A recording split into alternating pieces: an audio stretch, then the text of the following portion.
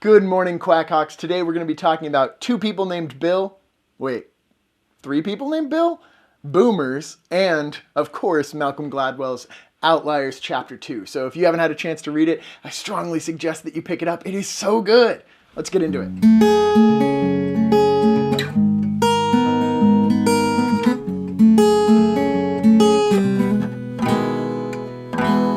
If you've been reading along with us in Malcolm Gladwell's Outliers, you know the general premise of the entire story. The book, is all about exploring this idea of what makes people exceptional, what makes people stand out from the crowd, what makes people outliers from the data.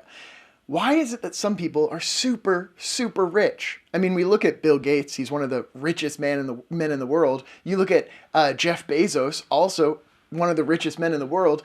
You look at the people who have risen to the top of this ladder that we've created, and we ask ourselves, well, how did they get there?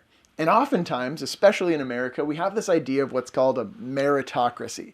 All right, a meritocracy is the belief that what you do and how hard you work is what results in you becoming wealthy or famous or good at what you do. But I think when we look at certain famous YouTubers, we know it's not the hard work that led to them becoming so popular. I think that when we look at it, we know just under the surface of this myth of meritocracy that it's exactly that. It's only a myth. The idea that we work hard and that ultimately results in us becoming famous is clearly not how things work out. But we do know that hard work plays a massive role.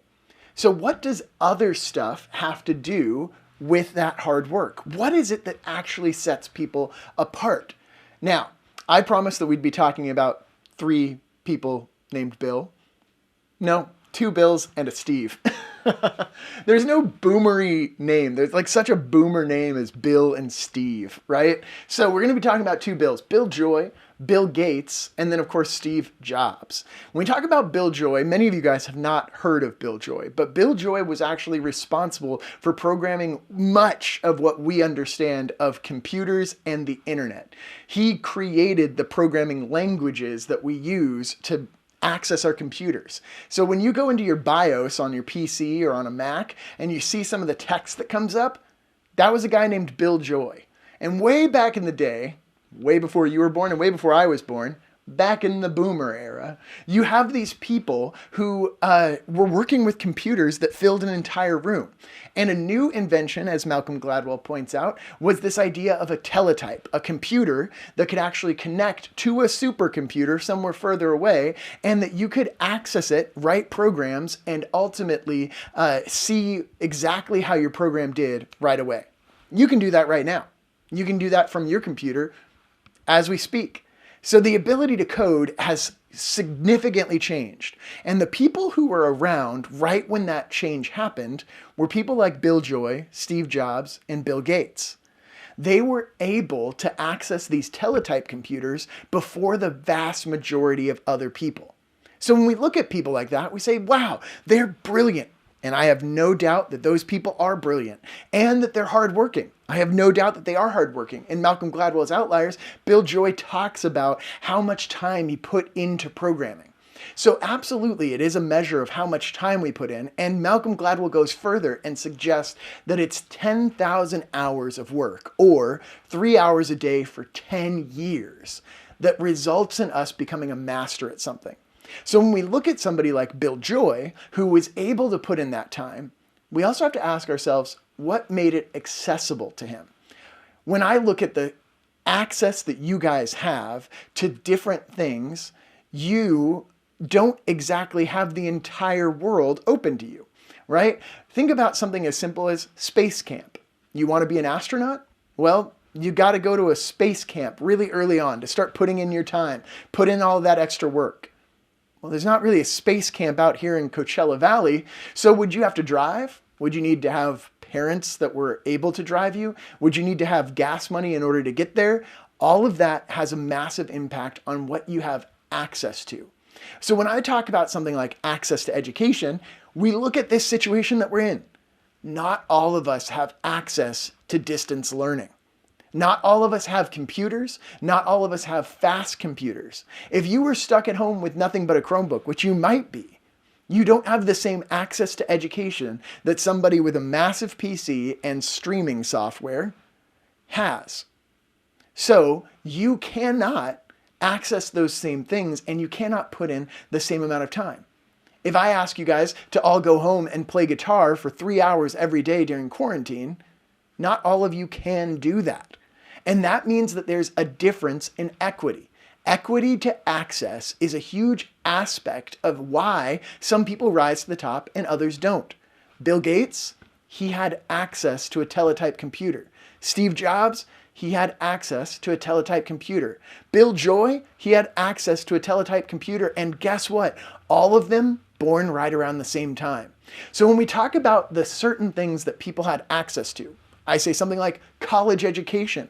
I had access to a college education, but then again, I came from a generally somewhat wealthy family who was in Southern California. My access to education came from taking out massive loans. So now I have access to education, but I'm also straddled with debt. So that makes it very difficult for me to do other things like invest in my own company if I wanted to, or invest in other things that I want to do. Right? So I don't have as much access as somebody who comes from a wealthier family who maybe didn't have to take out those loans, or somebody who was born earlier when college education was cheaper. When we look at this, we see generational divides. Generational divides, why we say something like, okay, boomer, right? Is because some people have access to things based simply on the fact that they were born at a certain time. Look at all the very, very famous wealthy people in the early 1900s. Carnegie, right? I need to think of other people who are wealthy in the early 1900s.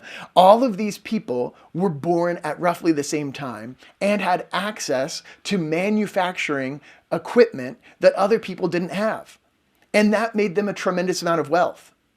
And maybe you're starting to see how this ties together with how things are now. This becomes abundantly obvious when we look at somebody like Jeff Bezos. Jeff Bezos has access to hardware. He has these giant Roombas that essentially automate the entire process of getting you your products.